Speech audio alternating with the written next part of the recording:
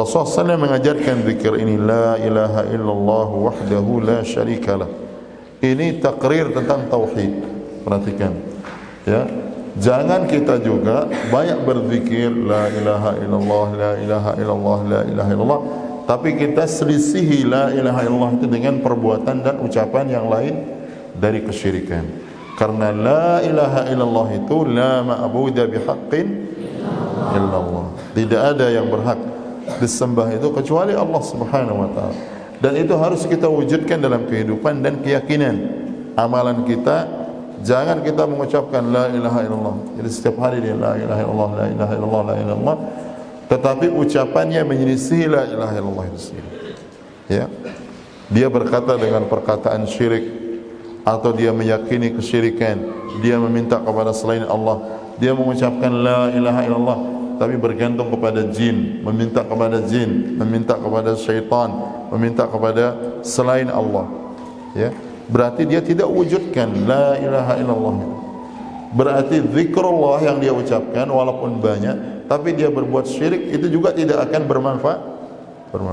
Jadi kalimah-kalimah zikir ini, apalagi di situ kalimah-kalimah tauhid, dia harus disertai juga dengan amalan, baik amalan hati menjauhkan dari akidah yang menyelisihi tauhid, atau amalan dari anggota badan, dari perbuatan dan ucapan yang bisa menodai dan mencemarkan dan juga merusak tauhid tersebut. Ya. Dan jangan bergantung kepada makhluk. Dan tauhid kita itu adalah, pertama di antaranya adalah tauhid dengan rububiyah Allah. Ya. Jadi mengimani tentang Allah. Pembahasan ulama tentang rukun iman, pertama adalah al-iman biwujudillah ta'ala.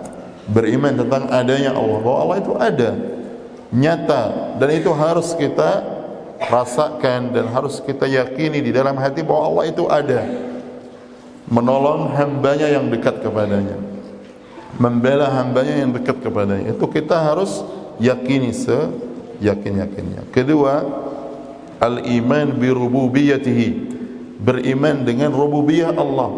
Dan ini sangat penting. Beriman tentang rububiyah Allah, bahwasanya dia Allah Subhanahu wa taala satu-satunya yang menciptakan, yang maha mencipta, yang mengatur alam semesta, yang memberikan rezeki, yang mengatur alam semesta, yang mengatur langit dan bumi. Dia Allah Subhanahu wa taala satu-satunya yang menghidupkan dan mematikan. Ya. Oleh karena itu orang-orang beriman, kalau dia betul-betul beriman dengan rububiyah Allah, dia tidak boleh takut dengan masa depan.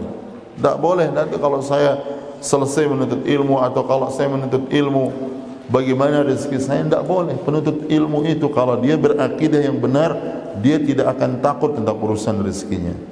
Kenapa? Karena dia beriman kepada Allah dengan rububiyah. Kalau tidak, berarti apa arti rububiyah dia kepada Allah? Benarkah dia betul-betul beriman dengan rububiyah Allah? Artinya sekarang pembahasan rukun iman. Ya, rukun iman itu ada 6. Pertama, beriman kepada apa? Allah.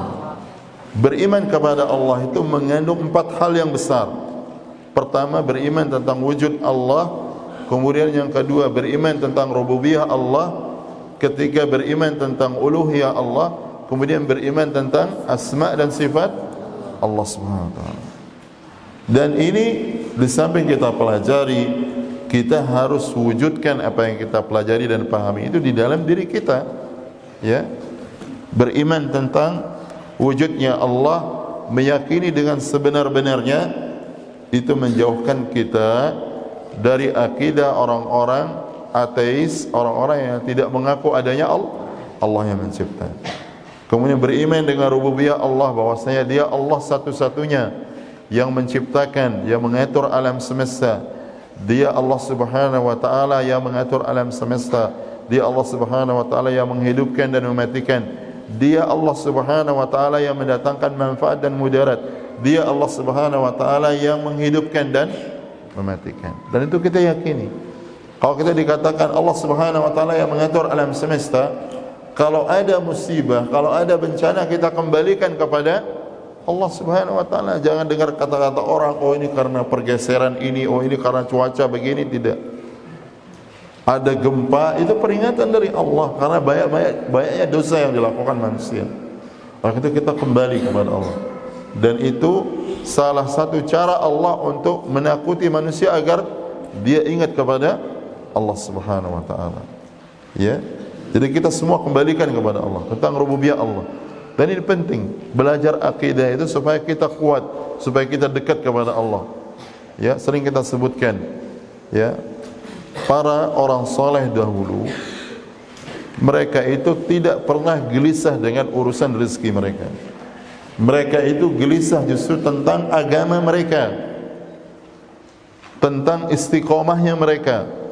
Oleh karena itu para ulama salaf mengatakan, man amina an yuslaba minhul iman sulibahu. Siapa yang merasa aman, maksudnya dia tidak khawatir, dia tidak gelisah, imannya akan dicabut oleh Allah, dia akan mudah dicabut oleh Allah Subhanahu wa taala. Jadi kita harus khawatir, ya, kita menjadi penuntut ilmu sebagai hamba Allah. Jangan kita khawatir tentang rezeki, apa yang kita makan, apa yang kita akan lalui dari kehidupan secara duniawi ini. Yang harus kita khawatirkan adalah iman kita itu masih ada atau tidak. Dan oleh karena itu musibah sekarang, waliyadzubillah, karena orang tidak memahami hakikat iman yang berkaitan dengan rububiyah Allah Subhanahu wa taala, akhirnya kemudian banyak orang itu yang kemudian bergantung kepada selain Allah, tidak kepada Allah Subhanahu wa taala. Dia khawatir bagaimana nanti masa depan saya. Tidak ada. Orang-orang beriman tidak khawatir tentang masa depan dunianya. Orang-orang yang beriman, dia meyakini bahwasanya tidak mungkin dia akan dicabut nyawanya oleh Allah kecuali karena Allah sudah takdirkan, dan semua apa yang menjadi jatah rezekinya itu sudah habis. Kalau dia masih ditakdirkan hidup misalnya 10 tahun yang akan datang, maka pasti jatah rezekinya itu masih ada. Kalau sudah habis jatah rezekinya, pasti dia akan apa? Mati.